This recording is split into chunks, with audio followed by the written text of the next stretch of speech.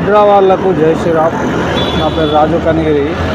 ఇది చూసిందా, నడి మధ్యలో హైవే మీద వెహికల్స్ పోతుంటే ఎంత ఇబ్బంది అవుతుంది, ఇక్కడ ఎంత ట్రాఫిక్ ప్రాబ్లం అవుతుంది. మళ్ళీ హైదరాబాద్లోకి ఇది కనిపిస్తలేదా? ఈడేగో మంచిగా వీళ్ళే సహకరిస్తారు వీళ్ళని. ఏమని, మీరు ఏ బొందల గడ్డన్నా పెట్టుకోండి, మేము మీకు అండ ఉంటాం అన్నట్లు పెట్టేసి అడ్డం.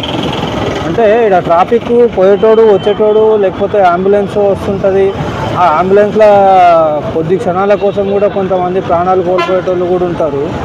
అవన్నీ వదిలేసి వీళ్ళకు మాత్రం బాగా మద్దతు ఇస్తారు.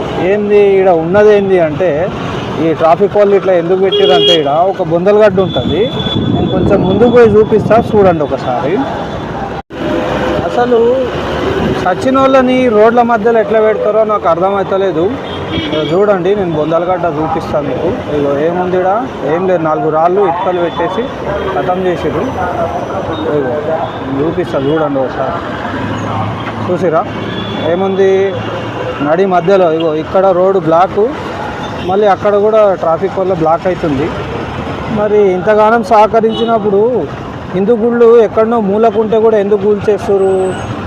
నేను చెప్పే పాయింట్ అది. ఇప్పుడు హిందూ గుళ్ళు ఎక్కడనో ఉంటే అక్కడ నుంచి ఎందుకు గుళ్ళు చేస్తారు అర్థమవుతలేదు.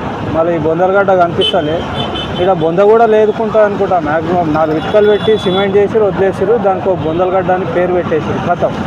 మళ్ళీ హైదరాబాద్లో ఏం చేస్తారు, జనాలకు ఇబ్బంది అయినప్పుడు హైదరాబాద్లో జనాలకు సేవ చేస్తారు కదా, మళ్ళీ ఇది మర్చిపోయిరా.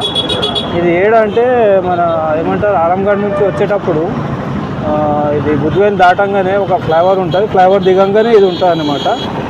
జర హైదరాబాద్లో దయచేసి దీన్ని తొలగిస్తే జనాలు చాలా మంచిగా, అంటే ప్రయాణించేటోళ్ళకి కూడా ఇబ్బంది ఉండదు అన్నమాట.